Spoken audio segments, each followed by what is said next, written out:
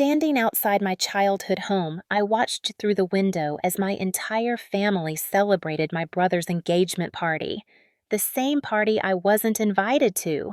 28 years of sisterhood meant nothing when Golden Boy Marcus decided I was too dramatic for his perfect evening.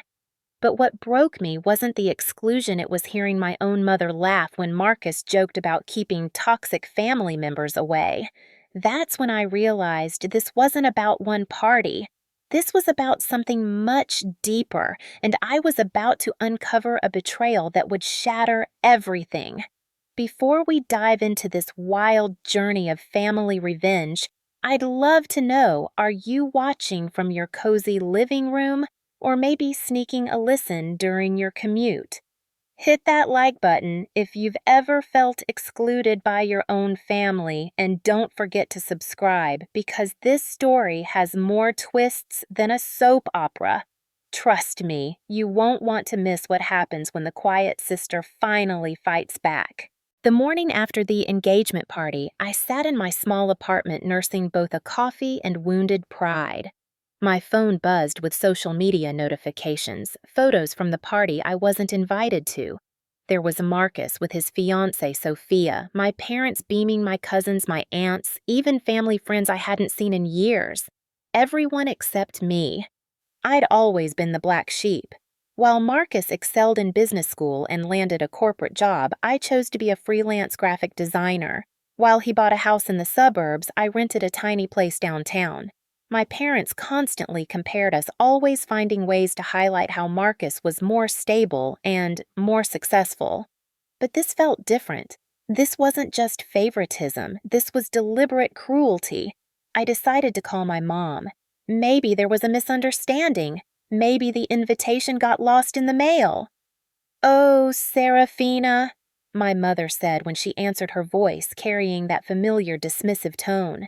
"I'm surprised you're calling. I thought you'd be too busy with your little art projects." "Mom, about Marcus's party yesterday." "It was beautiful. Sophia is such a lovely girl, so accomplished. She's a pediatric nurse, you know, really contributing to society." The dig was obvious. "I wasn't invited, Mom." Silence. Then, "Well, Marcus wanted to keep it small, just close family and friends." "I am close family. I'm his sister." "Serafina, you know how you get at family events. Always causing drama, always making everything about yourself. Marcus didn't want any negativity on his special day." The words hit like physical blows. What drama? When have I ever caused drama? "Oh, please, remember Thanksgiving last year when you got upset because we talked about Marcus's promotion? Or Christmas when you left early because you said we were ignoring you?" I remembered those events differently. Thanksgiving, when I'd tried to share news about landing my biggest client, yet only to have the conversation immediately redirected to Marcus's latest achievement. Christmas, when I'd sat silent for 3 hours while everyone discussed Marcus's life, and when I'd finally tried to contribute, my father had actually shushed me. "Mom, I just wanted to be included." This is exactly what I mean. Everything has to be about you. Marcus made the right choice. After she hung up, I sat in stunned silence. Was I really that terrible? Had I been blind to my own behavior? I decided to reach out to my cousin Jennifer, who'd been at the party. We'd always been close growing up. "Sarah, I was wondering when you'd call," Jennifer said warmly. "I kept looking for you at the party. I assumed you were running late." "I wasn't invited." "What? That's impossible. You're his sister." I explained what happened, and Jennifer's silence stretched uncomfortably long. "Jen." "Sarah, I need to tell you something, but I need you to promise you won't do anything rash." My stomach dropped.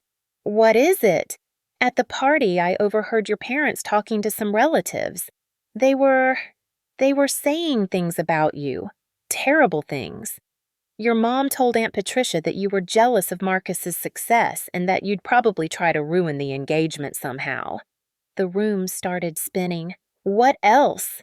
Your dad said you'd always been the difficult child, that they'd learned to just work around you rather than include you in important family events. They were actually laughing about how peaceful the party was without you there. I felt sick. Did Marcus hear this? Sarah Marcus was part of the conversation. He said, Jennifer paused. He said that maybe it was time the family stopped enabling your attention-seeking behavior, that maybe if you felt excluded enough, you'd finally grow up and stop being so needy. The phone slipped from my numb fingers. My own brother, my parents. They hadn't just excluded me, they'd actively conspired against me, turning my natural desire for family connection into some kind of character flaw. But Jennifer wasn't done. There's something else. I probably shouldn't tell you this, but I think you have a right to know. Just say it. I heard your parents talking about Marcus's wedding. They're planning to pay for everything. The venue, the catering, everything. It's going to cost them over $50,000. This hit differently. When I'd gotten engaged 3 years ago to my ex-fiancé David, my parents had refused to contribute anything. They'd said weddings were too expensive and that couples should pay their own way. I'd ended up canceling the wedding partly because we couldn't afford what my parents considered appropriate for their family's image. They told me they couldn't afford to help with my wedding. I know, I remember. But Sarah, that's not even the worst part. I braced myself. They've been telling people that your engagement fell apart because David realized what kind of person you really were. They've been saying you drove him away with your neediness and drama.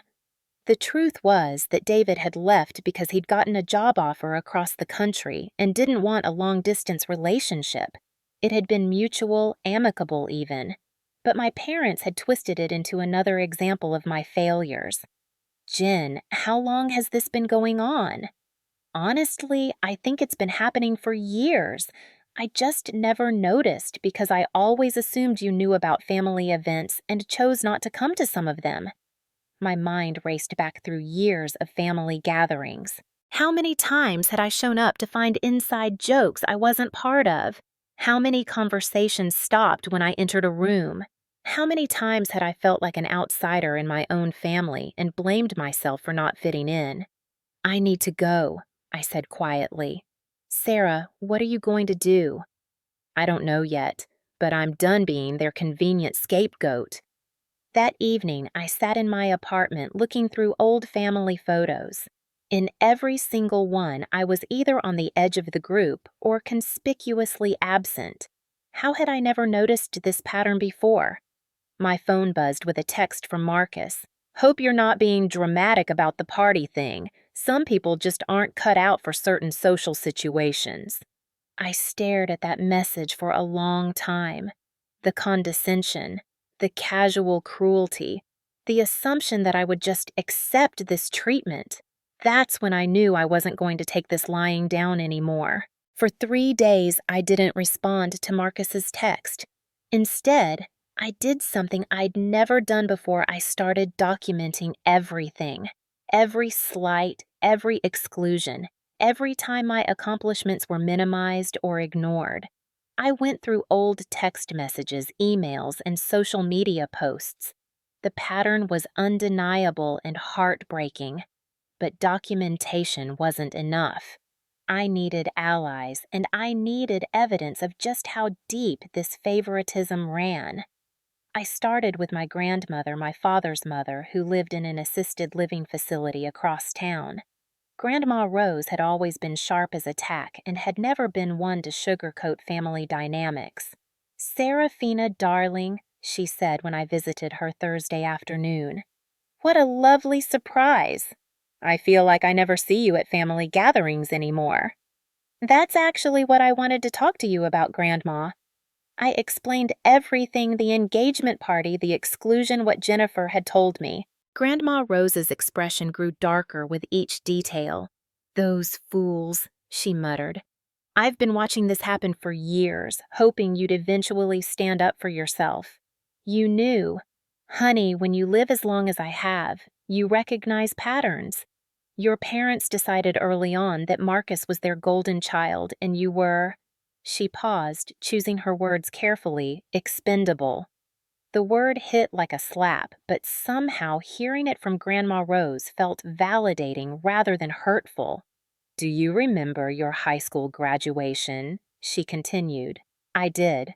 My parents had spent the entire dinner talking about Marcus's upcoming college plans, barely acknowledging my academic achievements or my acceptance into art school.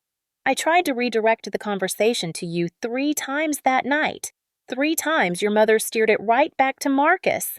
And when you finally spoke up about your portfolio scholarship, your father actually rolled his eyes. I thought I was imagining things. You weren't, and I have something that might interest you. Grandma Rose went to her desk and pulled out a small wooden box.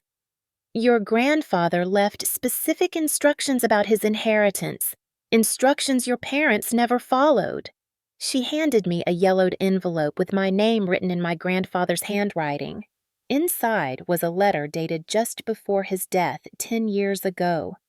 My dearest Seraphina, it read, if you're reading this, it means your grandmother has finally decided to share what your parents should have told you years ago. I left you and Marcus equal shares of my estate, including the house on Maple Street. Your parents were supposed to hold your portion in trust until you turned 25. You should have received $25,000 3 years ago, plus the deed to the rental property downtown. My hands shook. Grandma, what is this? Your inheritance, dear. Your parents told you your grandfather left everything to Marcus because you were too young and irresponsible to handle money. They've been collecting rent on your property for 3 years. The theft was staggering. Not just the money, but the lie. The way they'd used my supposed financial irresponsibility to justify excluding me from family financial discussions. There's more, Grandma Rose said gently. The property they've been collecting rent on, it's the building where Marcus's fiancée has her apartment. Your parents have been subsidizing her rent with your money. I felt like I was falling through the floor. Can you prove this? She handed me another folder. Bank statements, property records, rental agreements. All in my grandfather's name, initially then transferred to my parents as trustees for my benefit. But there was no trust account. The money had gone directly into their personal account, and from there, payments to something called Maple Street Property Management, which was just Marcus's business account. Why didn't you tell me sooner? I hoped your parents would do the right thing eventually. I kept waiting for them to surprise me. She took my hands. I'm sorry, dear. I should have spoken up years ago. Armed with this information, I made my next move. I called my Uncle Richard, my father's brother, who worked as a financial advisor. I'd always liked Uncle Richard. He'd seemed like the only family member who treated me fairly. Sarah, good to hear from you. How are you handling all the wedding excitement? Actually, that's why I'm calling. I need some advice about something I've discovered. I laid out everything: the inheritance fraud, the property scheme, the systematic exclusion from family events. Uncle Richard listened in stunned silence. Jesus Christ, Sarah. I had no idea it was this bad. Did you know about the inheritance? I knew your grandfather left you money, but your parents said they were managing it for you until you were more stable financially. I assumed you knew about the arrangement. I need help, Uncle Richard. I don't know what to do with this information. First, we document everything. Second, we get you a lawyer. And third, he paused. Sarah Marcus's wedding is next month, right? Yes. Why? They're spending 50 grand on a wedding partially funded by money they stole from you. Money that should have helped you pay for your own wedding 3 years ago. The irony was devastating. I'd canceled my wedding because I couldn't afford it while my parents were hoarding my inheritance to pay for Marcus's. Uncle Richard, can I ask you something honestly? Have I really been as difficult and dramatic as they claim? Sarah, you've been the most overlooked child I've ever seen. You could cure cancer, and your parents would find a way to make it about how Marcus inspired you to be better. I've watched you shrink yourself smaller and smaller over the years, trying to fit into whatever space they'd allow you. It's been heartbreaking." That evening, I sat in my apartment with all the evidence spread across my coffee table: bank statements, property deeds, rental agreements, even screenshots of my parents' social media posts praising Marcus while barely mentioning my existence. But I also had something else now: validation. Grandma Rose and Uncle Richard had confirmed what I'd always suspected but been gaslighted into doubting. This wasn't about me being difficult. This was about systematic favoritism, financial fraud, and emotional abuse disguised as family dynamics. I picked up my phone and scrolled to Marcus's condescending text from days earlier. Instead of responding to him, I opened a new group chat and added Jennifer, Uncle Richard, and 3 family friends who had always been kind to me. "I need your help with something," I typed. "Can we meet this weekend? I have something important to share about my family situation, and I could use some advice on how to handle it." The responses were immediate and supportive. Jennifer offered to host. Uncle Richard said he'd bring his legal contacts. For the first time in years, I felt like I wasn't fighting this battle alone. But I also knew this was just the beginning. The evidence I'd gathered was damning, but I needed to be smart about how I used it. My family had spent years painting me as the problem. Now I had to prove not just that they were wrong, but that they were the ones who had been acting unethically all along. The real question was, what exactly was I going to do about it? The meeting at Jennifer's house that Saturday felt like a war council. I'd printed copies of everything: bank statements, property records, Grandma Rose's evidence, even a timeline of exclusions I'd documented. Uncle Richard brought his lawyer friend Sarah Martinez, who specialized in estate fraud. "This is worse than I thought," Sarah said after reviewing the documents. "This isn't just favoritism, Serafina. This is legitimate financial fraud. They've been stealing from you for years." Jennifer sat beside me, her face pale. "I can't believe Uncle James and Aunt Linda would do this. I mean, I knew they favored Marcus, but this is criminal." "What are my options?" I asked Sarah. "Legally, you could press charges for embezzlement and fraud. The statute of limitations hasn't run out, and with this documentation, you'd have a strong case." She paused. "But family court cases get ugly fast, especially when there's this much money involved." Uncle Richard leaned forward. "There might be another way. Something that gets you justice without destroying the family completely." "I'm listening." "Marcus's wedding is in 3 weeks. They've invited over 200 people: extended family, family friends, your parents' social circle, business connections. What if we arranged for the truth to come out in a very public way?" Jennifer's eyes widened. "You mean expose them at the wedding?" "Not exactly," Uncle Richard said. "But what if the family and friends got together beforehand and had their own celebration for Serafina? Something that highlighted all her accomplishments, maybe even her rightful inheritance." Sarah nodded slowly. "Public pressure can be more effective than legal action sometimes, especially with people who care about their reputation as much as your parents seem to." "But where would we hold it?" I asked. "And how would we get people to come?" That's when Jennifer smiled mischievously. "Actually, I might have an idea about that. You know the community center next to your parents' house, the one with the big event hall?" I knew it well. It was literally next door to my childhood home, separated by a small parking lot. "I volunteer there sometimes," Jennifer continued. "The hall is available the same weekend as Marcus's engagement party. We could throw you a celebration right next door to their house." The idea was brilliant and petty in the best possible way. "But what would we celebrate?" "Everything they've ignored," Uncle Richard said. "Your art, your business success, your inheritance, your accomplishments. We could call it Honoring Serafina or something like that." Over the next hour, we planned what would become the most satisfying revenge of my life. Sarah would help me draft a formal demand letter to my parents, giving them a chance to make things right before we went public. Uncle Richard would reach out to extended family members who didn't know the full story. Jennifer would handle logistics and invitations. "One more thing," Sarah said as we wrapped up. "I think you should document everything that's happening now.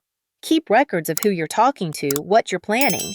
If this escalates to legal action, you'll want proof that you tried to handle it appropriately first."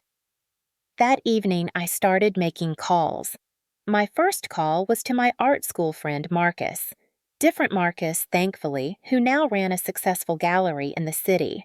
"Sarah, I was just thinking about you. How's the freelance life treating you? Actually, I wanted to ask you about something. Would you be interested in helping me put together a small exhibition of my work? Nothing major, just a family celebration." "Are you kidding? I've been telling you for years that you should showcase your portfolio. Your graphic design work is incredible, and those paintings you did last year museum quality." The validation felt like a warm hug. "Really? Sarah, you know I don't blow smoke. You're easily one of the most talented artists I know. The only reason you're not famous yet is because you've never promoted yourself properly." That conversation led to another realization. I'd been so conditioned by my family's dismissal of my work that I'd never really tried to build a professional network or showcase my achievements. They'd convinced me my art was just a hobby, something to do until I found real work, like Marcus. My next call was to David, my ex-fiancé. We'd stayed friends after our breakup, and I needed to set the record straight about something. "Sarah, how are you? I saw on social media that your brother got engaged." "Yeah, about that. David, I need to ask you something, and I need you to be completely honest with me." "Shoot. When we broke up, did you ever talk to my parents about why our engagement ended?" Silence. Then, "Oh, shit. Sarah, please tell me they didn't tell people I left because of something you did." "They've been telling people I drove you away with my neediness and drama." "That's complete bullshit." David's voice was angry now. "I left because of the job offer, and you know it. We both agreed it was the right decision. I even told your parents that when they called to check on you after we broke up. They called you. Your mom called me like a week after I moved. She said she was worried about how you were handling the breakup and wanted to make sure I wasn't enabling any dramatic behavior. I told her straight up that you'd been nothing but mature and reasonable about the whole thing." My parents had not only lied about why my engagement ended, but they'd actively investigated to try to find evidence to support their narrative. When they couldn't find any, they'd simply invented it. "David, would you be willing to set the record straight if people asked you directly?" "Absolutely." "Sarah, I'm so sorry they've been doing this to you. You deserve so much better." The next few days were a whirlwind of activity. Jennifer had somehow managed to book the community center for the exact same day as Marcus's wedding, just 2 weeks away. Uncle Richard had reached out to family members, and the response was overwhelming. Apparently, many relatives had noticed the family dynamics, but hadn't known how to address it. My cousin Tom called me directly. "Sarah, I've been watching your parents treat you like garbage for years, and I've been too much of a coward to say anything. I'm in for whatever you're planning." My Aunt Patricia, who had apparently been fed lies about my jealousy at the engagement party, was horrified when Uncle Richard explained the truth. "That poor girl," she'd said. "I thought she was just being antisocial. I had no idea they were deliberately excluding her." Even some of my parents' friends started reaching out. Mrs. Henderson, who lived across the street from my parents, called me Tuesday evening. "Seraphina, dear, I heard through the grapevine that you're having a little celebration this weekend. I wanted you to know that several of us neighbors have been concerned about how your parents have been talking about you lately." "What do you mean?" "Well, your mother has been telling everyone that you've been causing family drama and that they're worried about your mental health. But honey, I've watched you grow up and you've always been such a sweet, quiet girl. It never added up." The web of lies was more extensive than I'd realized. My parents hadn't just been rewriting history within the family, they'd been poisoning the well with neighbors and family friends, too. But perhaps the most important call came from Sophia Marcus's fiancé on Wednesday night.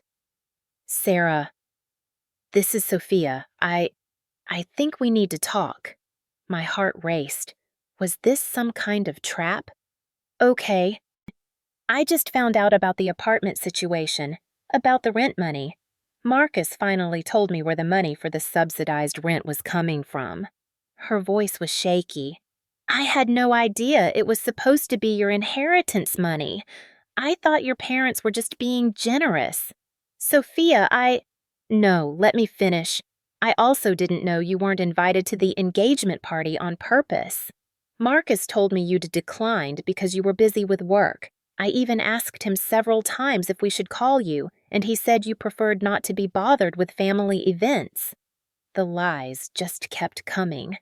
That's not true at all. I know that now. "Sarah, I don't know what kind of family dynamics I'm marrying into, but I don't want to be part of something built on lies and stolen money. Can we meet? I think there are things you should know about the wedding planning, and there are things I need to know about what's really been going on." Yay. As I hung up the phone, I realized that my simple plan for a counter-celebration had evolved into something much bigger. This wasn't just about getting recognition for my accomplishments anymore. This was about exposing a pattern of lies, manipulation, and fraud that had been going on for years. The question was, how far was I willing to take this, and what would be left of my family when the truth finally came out? Meeting Sophia at a quiet coffee shop downtown felt surreal. Here was the woman who was about to marry into my family, unknowingly living in an apartment subsidized by my stolen inheritance money. She looked nervous, fidgeting with her engagement ring. "I've been thinking about our conversation all week," she began. "Marcus has been acting strange since I started asking questions about the money. Strange how defensive, angry. He told me I was being ungrateful and that his family's generosity wasn't something I should question." She paused. "Then yesterday he said something that really bothered me. He said that if I kept stirring up drama like Serafina, he might have to reconsider some things." The casual cruelty was so typical of Marcus, but hearing it directed at someone else was jarring. "I'm sorry he said that to you." "Don't apologize, it opened my eyes." Sophia pulled out her phone. "Sarah, I recorded our conversation yesterday. I was so shocked by what he was saying that I hit record without thinking. You need to hear this." She played the audio. Marcus's voice came through clearly. "Listen, Sophia, my family has worked hard to minimize Serafina's impact on important events. She's always been jealous, always trying to make everything about herself. The engagement party was perfect because we didn't have to manage her emotional outbursts or deal with her attention-seeking behavior." Sophia's voice. "But she's your sister. Don't you think she deserved to be invited?"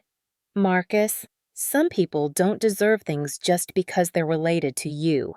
My parents learned that lesson years ago. We've all been happier since we stopped letting her drama control our family dynamics." The recording continued for several more minutes with Marcus detailing how the family had systematically excluded me from events, financial discussions, and even casual gatherings. He talked about my inheritance like it was family money they'd rescued from my irresponsible hands. "There's more," Sophia said quietly. She showed me text messages between her and Marcus from the past week. Messages where he'd called me mentally unstable, financially irresponsible, and a burden the family had learned to manage. But the worst part was a message thread between Marcus and my parents from that morning. Sophia had been added to the family group chat the night before. "Marcus, Sophia's been asking about Sarah and the inheritance stuff. I think Sarah might have contacted her. Dad, we need to control this situation before it gets out of hand. Mom, maybe it's time to have Sarah evaluated. Her behavior lately seems erratic. Marcus, I'm thinking the same thing. If we can get her committed for observation, it would solve a lot of problems and explain away anything she might try to say about the money. My blood ran cold. They want to have me committed? It gets worse. Sophia scrolled to another message from my mother. I've already talked to Dr. Williams about Seraphina's concerning behavior. He said if family members reported specific incidents, he could recommend evaluation. They weren't just planning to discredit me. They were planning to have me declared mentally incompetent so they could maintain control over the inheritance money and dismiss any accusations I made as delusions. Sophia, why are you showing me this? Because I can't marry into this family knowing what I know now. But I also can't just walk away without helping you. This is evil, Sarah. What they're planning to do to you is genuinely evil. She was right, but I was also terrified. If they could convince a doctor I was mentally unstable, they could control the narrative completely. Who would believe the crazy sister over respected community members like my parents? There's something else, Sophia continued. Marcus asked me to do something, and I said yes before I understood what was really happening. My stomach dropped. What? He asked me to call you and invite you to lunch this weekend. He said the family wanted to extend an olive branch and include you in wedding planning. Her face was pale. But after seeing these messages, I think it was a setup. I think they want to document me reporting that you seemed unstable or threatening during our meeting. The trap was elegant and terrifying. They'd use Marcus's own fiancé as a witness to my supposed mental instability. A pediatric nurse's testimony would carry serious weight with any medical professional. Are you going to do it? Hell no, but Sarah, they think I'm going to, which means we might be able to turn this around on them. We spent the next hour planning. Sophia would go ahead with the lunch invitation, but would secretly record the entire interaction. We'd give my parents exactly what they were looking for evidence of my concerning behavior, but we'd control the narrative. I'll act like the devoted future sister-in-law trying to help, Sophia explained. I'll ask leading questions about your mental health, your finances, your relationship with the family. I'll make it seem like I'm fishing for evidence to report back to them. And I'll give you plenty of material, I said, understanding the plan. I'll seem paranoid, unstable, maybe even threaten legal action in a way that sounds delusional rather than legitimate. It was risky, but it was also brilliant. If my family thought they had evidence of my mental instability from an unbiased source, they'd move forward with their commitment plan. And when they did, we'd have proof of their conspiracy. The lunch meeting took place at an upscale restaurant downtown. Sophia had positioned her phone to record everything clearly. I played my part perfectly, rambling about family conspiracies, making vague threats about exposing the truth, and generally behaving in a way that could be interpreted as unhinged by someone looking for evidence of mental illness. Sarah, you seem really stressed, Sophia said, following our script. Have you been sleeping? Marcus mentioned the family is worried about you. They should be worried, I replied, letting my voice get slightly too loud. I know what they've been doing. I have evidence. I'm going to make them pay for what they've done to me. To anyone recording, I sounded like a paranoid person making threats. But we were building a case for entrapment and conspiracy. After lunch, Sophia texted Marcus immediately. Had lunch with Sarah. Very concerning behavior. She made threats about evidence and seemed paranoid about family conspiracies. I think your parents are right to be worried. Marcus's response was swift. Thanks for doing that. I'll let my parents know. We might need to act soon. That evening, Uncle Richard called with disturbing news. Sarah, your parents reached out to Dr. Williams today. They've scheduled a family consultation for Monday morning. They're moving fast. The timeline was accelerating, but we had something they didn't know about Sophia's recordings of their conspiracy plus documentation of their attempt to manufacture evidence against me. Uncle Richard, it's time to call Sarah. I think we need to move up our timeline for the celebration. What are you thinking? They want to have me committed before Marcus's wedding to prevent me from causing problems. What if instead of waiting for the wedding, we held our event this weekend, right before their consultation with Dr. Williams? It was a race against time now. My family thought they had me trapped, but they'd underestimated how many people had been watching their behavior over the years and how many allies I'd quietly gathered. The war was about to begin, and they had no idea I was ready for them. Friday morning brought an unexpected phone call that would change everything. The caller ID showed Williams' medical practice, and my heart nearly stopped. Were they already trying to schedule my evaluation? Ms. Serafina, this is Dr. Williams's office. Could you come in this afternoon for a consultation? I almost panicked before remembering our plan. Of course.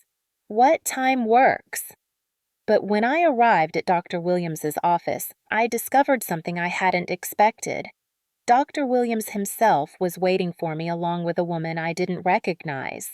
Serafina, thank you for coming. This is my colleague, Dr. Rebecca Torres.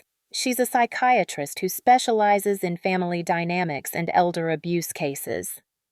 Elder abuse? I sat down confused. Your grandmother Rose Patterson contacted my office yesterday, Dr. Williams continued.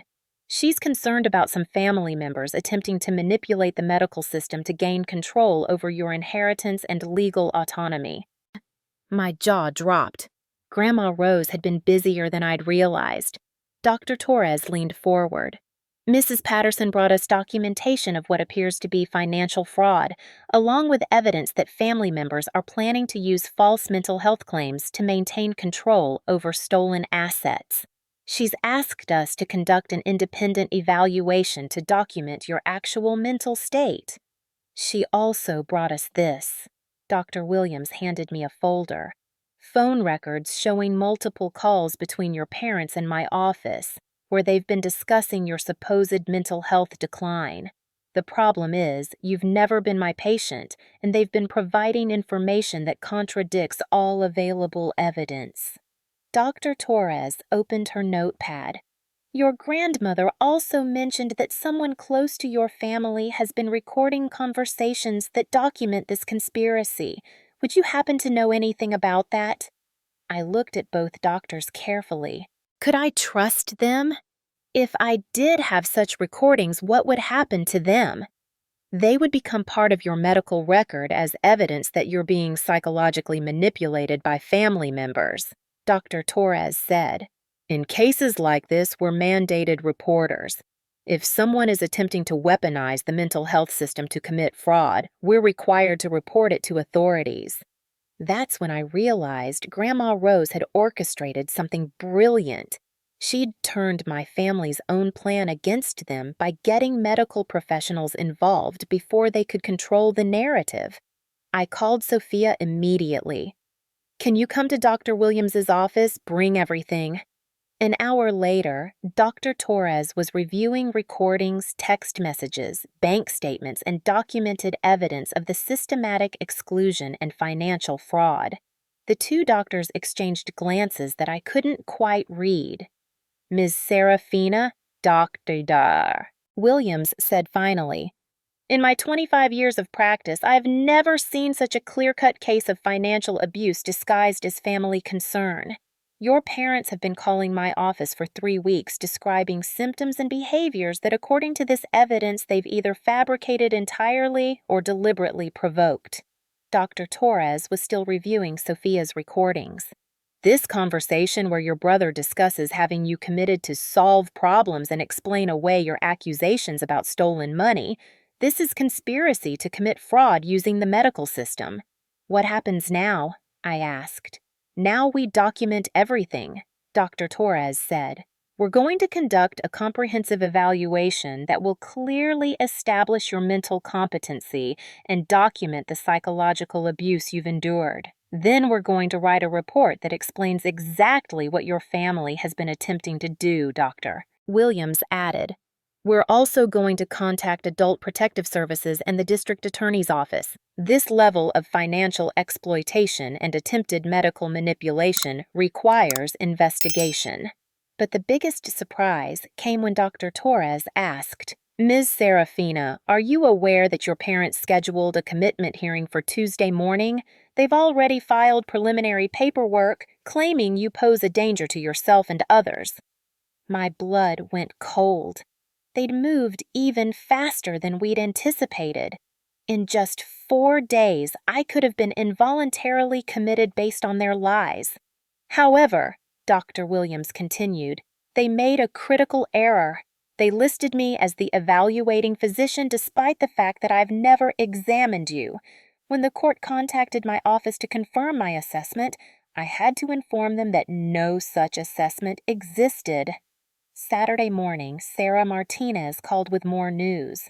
Sarah, I've been digging deeper into your family's finances. The inheritance fraud is worse than we thought. They didn't just steal your money, they've been using it to pay for Marcus's business loans, your parents' credit card debt, and they even used it for a down payment on your mother's new car. How much are we talking about? Including interest and property appreciation, you're looking at close to $70,000. But that's not the biggest problem now. What is, your parents hired a lawyer yesterday. They're moving forward with the commitment proceedings, claiming you've been making threats against the family and showing signs of paranoid delusion. They're also filing for emergency guardianship, which would give them legal control over your finances and medical decisions. The full scope of their plan was now clear. They weren't just trying to silence me, they were attempting a complete legal takeover of my life. That afternoon, I got an unexpected visitor. Marcus himself showed up at my apartment looking uncomfortable and aggressive at the same time. "We need to talk," he said when I opened the door. "Do we?" "Sarah, I know you've been talking to people spreading lies about Mom and Dad. This needs to stop." I led him into my apartment, making sure my phone was recording. "What lies, Marcus? All this nonsense about inheritance money and being excluded from family events. You know you've always been welcome. You just choose not to participate because you want to be the victim. Is that what you really believe? I believe you need help, professional help. Mom and Dad are trying to get you the support you need, and you're fighting them every step of the way." He spent 20 minutes gaslighting me, rewriting every instance of exclusion and abuse as my own choice or misinterpretation. But he also revealed something crucial they knew about my alliance with Uncle Richard and Jennifer, and they were planning to discredit them too. "Uncle Richard has always been jealous of Dad's success," Marcus said, "and Jennifer has always been a troublemaker. If you're getting advice from them, that explains why you're so confused about family dynamics." As he left, Marcus turned back.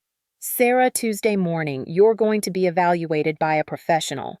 If you cooperate and get the help you need, we can move past all this. If you keep fighting and spreading lies, things are going to get very difficult for you." The threat was clear. Submit to their control or face the consequences.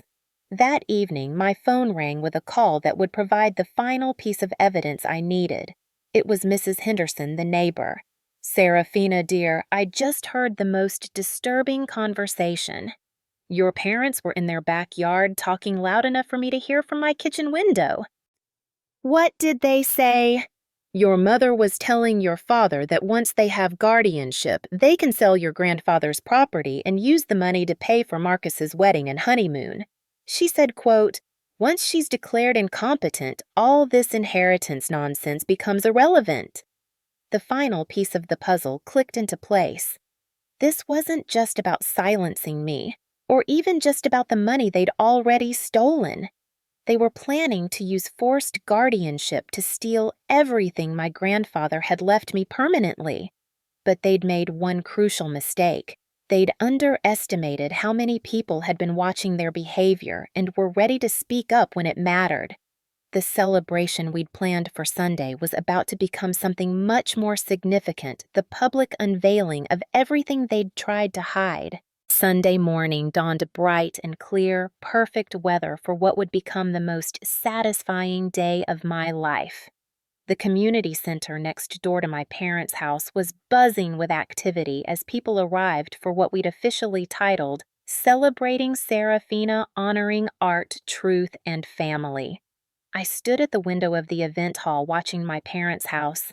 I could see them in their kitchen, probably wondering why so many cars were parked next door. Marcus's wedding preparations were scheduled to start that afternoon for next weekend's ceremony, but they'd have to wait.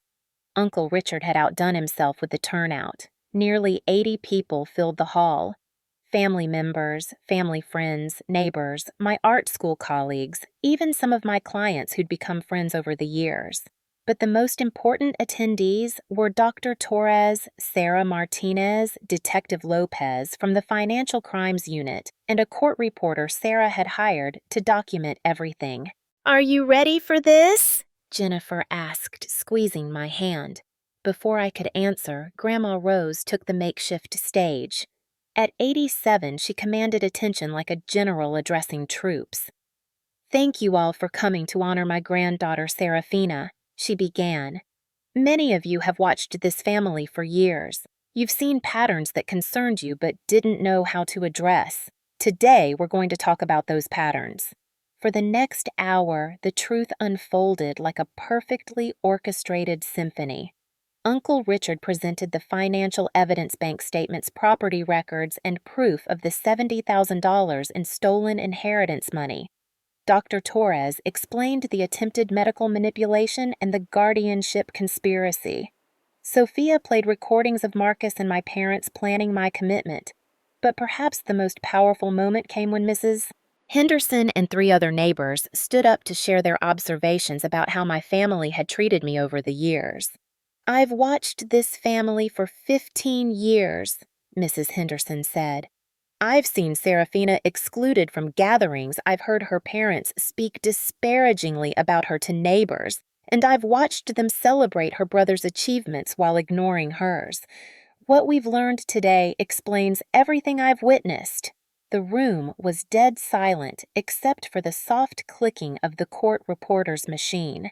Then my art school friend Marcus, the gallery owner, unveiled something that brought tears to my eyes. He'd created a professional exhibition of my work, along one wall of the hall graphic design pieces, paintings, and even photos of installations I'd done for various clients. Above it all was a banner reading, "Serafina Patterson celebrating 5 years of artistic achievement." "This woman," he told the crowd, "is one of the most talented artists I know." The fact that her own family has dismissed her work as hobby art while she's built a successful creative business is unconscionable. But the moment that broke my heart and healed it simultaneously came when Sophia took the microphone. "I was supposed to marry into this family next weekend," she said, her voice steady and clear. "I was supposed to become Serafina's sister-in-law. But I can't marry someone who would steal from his sister, lie about her mental health, and try to have her committed to cover up financial crimes."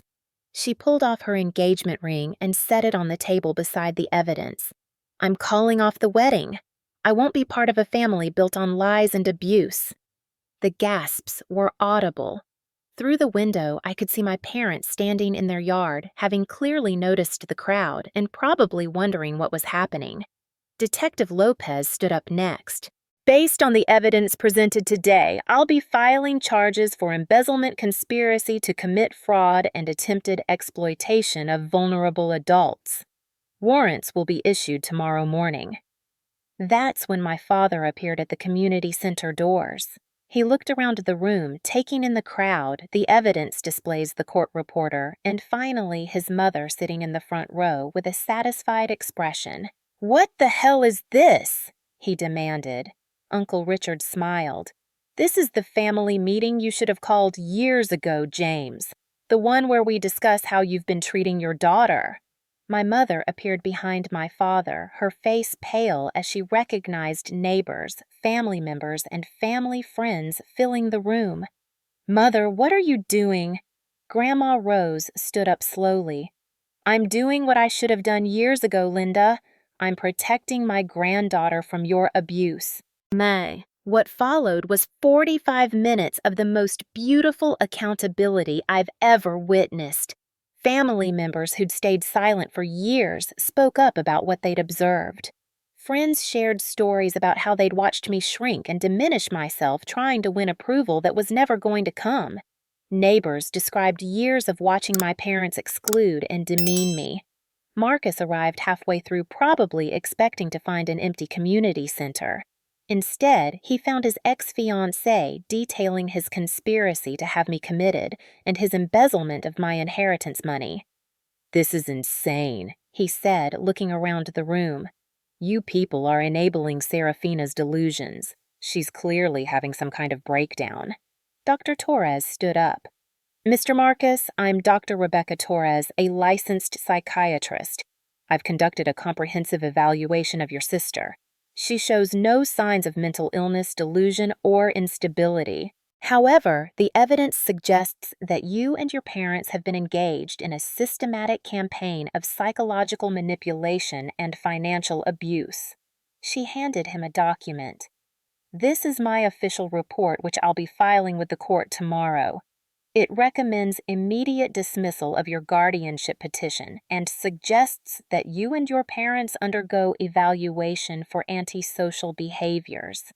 The tide had turned completely. By the end of the afternoon, my parents and Marcus had gone from confident conspirators to exposed criminals facing legal consequences, social ostracism, and complete humiliation in front of their entire social circle. But for me, the most important moment came when the crowd had dispersed and I was cleaning up with my real family, Uncle Richard Jennifer, Grandma Rose Sophia, and a dozen friends who'd stood by me. "So what happens now?" Jennifer asked. Sarah Martinez answered. "Now Serafina gets her money back plus damages. The property will be returned to her control immediately, and she gets to decide what kind of relationship, if any, she wants with family members who spent years abusing her." 6 months later, I'm writing this from my new art studio, a beautiful space I purchased with my recovered inheritance money. The legal cases were resolved quickly once everything became public. My parents pleaded guilty to avoid trial and paid full restitution plus damages. Marcus lost his business when clients learned about the embezzlement. More importantly, I've learned what real family looks like. Uncle Richard and I have coffee every Sunday. Grandma Rose moved into a lovely apartment just a few blocks from my studio. Jennifer and I take art classes together. Sophia has become one of my closest friends, and she's dating a wonderful nurse from her hospital who treats her with actual respect. My parents have attempted to reach out several times, always with explanations about how they were trying to help, or didn't realize how their actions affected me. I haven't responded. Some bridges once burned completely are better left as ash. The most beautiful part is that I finally understand my worth isn't determined by their approval. I'm not the difficult daughter or the family scapegoat. I'm an accomplished artist, a successful business owner, and someone worthy of love and respect. Sometimes karma doesn't just come around. Sometimes you have to serve it yourself with a side of evidence and a room full of witnesses. Have you ever had to cut ties with toxic family members who couldn't accept your success? How do you handle people who try to rewrite history to make themselves look better? I'd love to hear your stories in the comments below. Sometimes the best revenge really is living well and surrounding yourself with people who celebrate your victories instead of undermining them. If this story resonated with you, please hit that like button and subscribe for more real-life family drama stories. Share this with anyone who's ever been the family scapegoat or who needs to remember that blood doesn't always mean loyalty. Thank you for letting me share my journey from doormat to someone who demanded the respect I deserved. Remember, you teach people how to treat you, and sometimes the lesson requires receipts, witnesses, and legal documentation. Until next time, keep standing up for yourself, and never let anyone convince you that wanting basic respect makes you the problem.